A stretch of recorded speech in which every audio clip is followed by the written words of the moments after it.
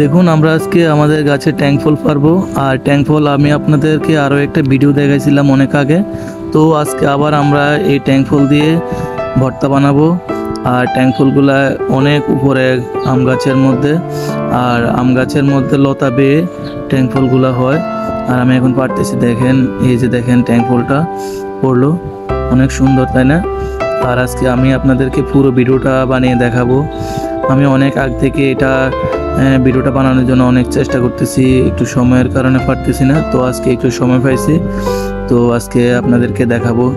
সম্পূর্ণ ভিডিওটা দেখুন, পুরাটা দেখাবো কিভাবে ভর্তা বানাতে হয়, কিভাবে কি করতে হয়, সবগুলো দেখাবো। এই দেখেন উপর থেকে কিভাবে আমি পারতেছি, দেখুন এই যে দুইটা আরও পারবো এখন।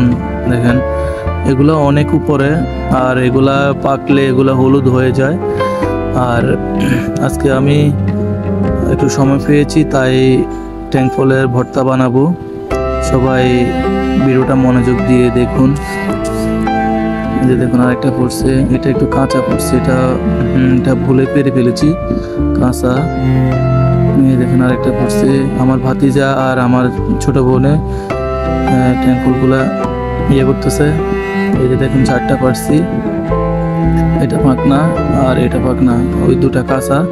আমি ভুলে কাঁচা দুটা পেরে ফেলেছি। মানে উপর থেকে এগুলো বোঝা যায় না কোনটা পাকছে কোনটা কাঁচা।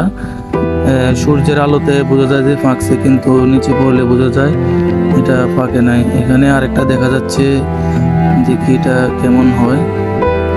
দেখেন আমি এগুলা অলরেডি করতেছি, কাঁচা কাঁচা দেখছেন না? কাঁচা হলো এগুলা খাইতে কিন্তু মজা আছে, মানে এত কাঁচাও না, তো এগুলো একটু ভালো লাগে খাইতে।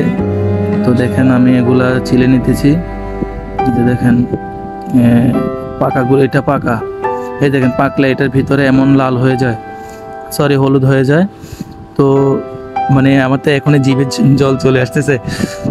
মানে এগুলো টক লবণ মরিচ দিয়ে খেতে অনেক সুস্বাদু বানিয়ে, আমার তো এখনই জিভে জল আসতেছে। দেখেন সত্যি অনেক সুন্দর এগুলা। যদি খেয়ে থাকেন তাহলে বলবেন, আর যদি না খেয়ে থাকেন তাহলে আমাকে তাও কমেন্ট করে বলবেন। দেখুন লবণ মরিচ দিচ্ছি, এই যে দেখুন লবণ মরিচ দিচ্ছি। ও সেই স্বাদ, সত্যি জিভে এখনই জল চলে আসতেছে, মনে হচ্ছে যে আমি এখান থেকে এখনই খেয়ে ফেলি। না এখন খেলে হবে না, সবাইকে একটুখানি একটুখানি দিতে হবে। এই যে দেখেন আমি এগুলা করতেছি, ওই যে কাঁচাগুলার কারণে এগুলো একটু করতে হয়, আর পাকাগুলো একদম রসালো, মানে কইতে না। আমি আরেকটা ভিডিও বানিয়ে আপনাদেরকে সবাইকে দেখাবো। এই যে দেখুন